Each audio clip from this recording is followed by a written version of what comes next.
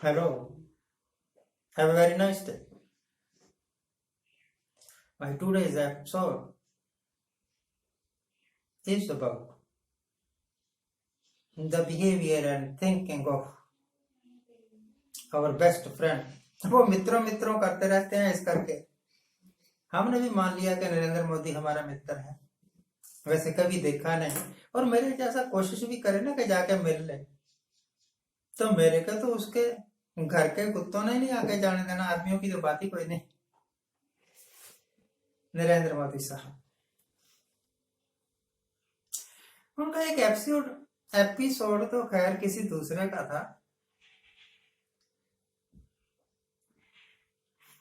Episode दिखाया उसने कि नरेंद्र मोदी साहब अपील कर रहे हैं लोगों से कि मेरा YouTube चैनल है भाई, मेरे YouTube चैनल को सब्सक्राइब करो और घंटी का बटन दबाओ।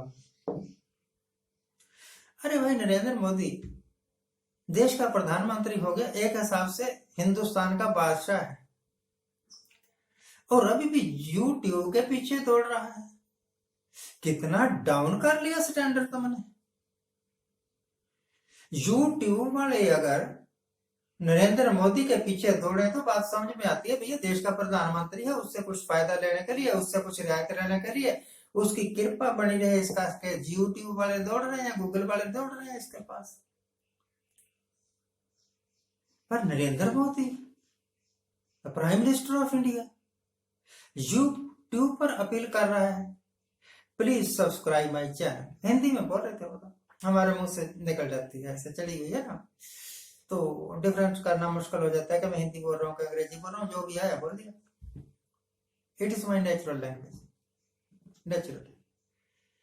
तो नरेंद्र मोदी साहब जब देखा मैंने अपील कर रहे हैं कि मेरा YouTube चैनल है, आप उसको सब्सक्राइब करें और उसकी घंटी का बटन दबाएं, ताकि जो भी मेरा एपिसोड आए वो आप उसको देखें। क्या जरूरत पड़ गई? मैंने सुना है, आज तक जितना कभी मैं कानून समझता हूं और जितना कभी मैंने कॉन्स्टिट्यूशन को समझा है, उस हिसाब से कि अगर आप देश के प्रधानमंत्री हैं तो आप कोई दूसरा लाभकारी धंधा नहीं कर सकते, कहीं नौकरी नहीं कर सकते। और अगर YouTube पर चले गए हैं आप, और अगर आपके सब्सक्राइबर हो गए पूरे, तो YouTube वालों ने आपके अकाउंट में पैसे डालने शुरू कर देने हैं। आपको तो हक ही नहीं है इस तरह की कमाई करने का। एक प्रधानमंत्री को कहाँ हक है कि वो YouTube का ब्लॉगर बने और अपने अलग अलग वीडियोस अपलोड करे इस उम्मीद से कि लोग देखेंगे, व्यूअरशिप बढ़ेगी तो मेरे पैसे बढ़ेंगे। What nonsense. It is absolutely foolish thing. ये तो बड़ी मूर्खता है ना भाई। ये तो पहली बात थी बादशाह सलामत के बारे में, जो 2 दिन पहले मुझे पता लगी।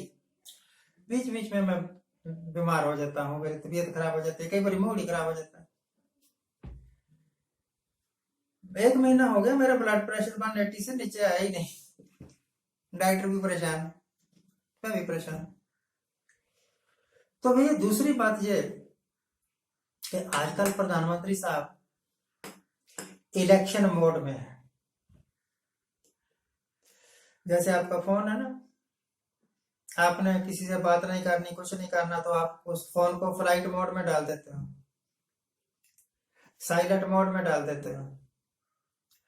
तो इसी तरह प्रधानमंत्री साहब का, नरेंद्र मोदी साहब का एक मोड है इलेक्शन मोड, और साल के अगर 365 दिन होते हैं तो 250 दिन ये इलेक्शन मोड में ही रहते हैं। इलेक्शन मोड के अंदर एक और मोड है, क्या बोलते हैं उसको, रैलियां करने का मोड, भाषण देने का मोड, उद्घाटन करने का मोड, फाउंडेशन स्टोन रखने का मोड। ये इलेक्शन मोड के ही अलग अलग चैप्टर्स हैं। मैंने सुना कि आज प्रधानमंत्री साहब आज 1 अक्टूबर है, मैं आपको बता दूं। तेलंगाना में है, और तेलंगाना में वो रैलियां कर रहे हैं, भाषण दे रहे हैं, और रोड शोज भी करेंगे शायद, और बहुत सारे उद्घाटन कर रहे हैं। 50,000 करोड़ का ये प्रोजेक्ट, 2 लाख करोड़ का ये प्रोजेक्ट। पूरे देश में इस तरह के प्रोजेक्ट के उद्घाटन करते रहे पिछले 10 साल, 9 साल से ऊपर हो गया। इतने उद्घाटन के प्रधानमंत्री को पता भी नहीं होगा कि कितने लाखों करोड़ों अरबों खरबों रुपए के उद्घाटन कर चुके हैं। इतना पैसा भी है क्या सरकार के पास? इतना पैसा भी है क्या सरकार के पास? और अगर सचमुच जितने उद्घाटन किए, जितने फाउंडेशन स्टोन रखे, अगर वो सारे जो प्रोजेक्ट्स हैं वो कामयाब हो गए हैं, तो हिंदुस्तान को तो पेरिस क्या चीज है हमारे आगे। पेरिस वाले कहते सुने जाएंगे कि देश हो तो हिंदुस्तान जैसा। नरेंद्र मोदी साहब ने धरती पर स्वर्ग उतार दिया। जिस तरह ये कहते हैं ना, कौन सा देवता था वो, स्वर्ग से गंगा ले आया था, और गंगा का पानी फिर संभला नहीं, तो शिव जी ने अपनी जटाओं में भर लिया। कुछ ऐसी कहानी है, पक्का मुझे याद नहीं कैसी थी, कैसे उस आदमी का नाम क्या था जिसने स्वर्ग से गंगा उतार दी। वैसे बहुत सारे देश हैं, अगर 100 देश हैं तो 75 देश तो ऐसे होंगे जिनमें गंगा से भी बड़ी बड़ी नदियां हैं, और गंगा से लाख गुना ज्यादा साफ पानी है उनका। उनके किनारों पर गंदगी नाम की कोई चीज नहीं है। पर किसी ने नहीं कहा कि ये स्वर्ग से लेकर आए थे हमारे पुराने बुजुर्ग। पर देख लो, स्वर्ग से लाई हुई गंगा किसी भी शहर के पास, जिससे शहर से गुजरती है, वहां जाके फैक्ट चेक कर लो अगर मैं झूठ बोलता हूं। और फैक्ट चेक क्या करना है, राजीव गांधी से लेकर आज ये गंगा पुत्र कौन है भाई? गंगा पुत्र हूं मैं, गंगा ने बुलाया है, गंगा की सफाई करने आया हूं, तो वहां तक चले जाओ, गंदगी ही गंदगी है। गंगा को साफ करने के नाम पर लाखों करोड़ों रुपया लोगों के घरों में चला गया, बिल्डिंगें बन गई, कोठियां बन गई, लोगों ने नए नए कारोबार भी खोल लिए।